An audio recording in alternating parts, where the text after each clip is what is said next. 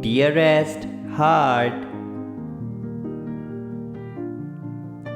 everyone has feelings of uncertainty from time to time, and you won't feel unsure and unbalanced forever.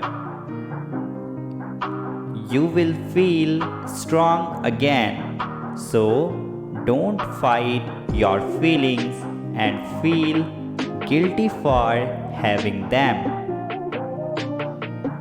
Accept them and be kind to yourself while you write the doubt out.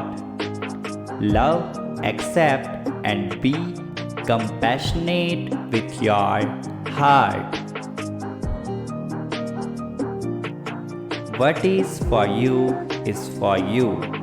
You cannot mess it up.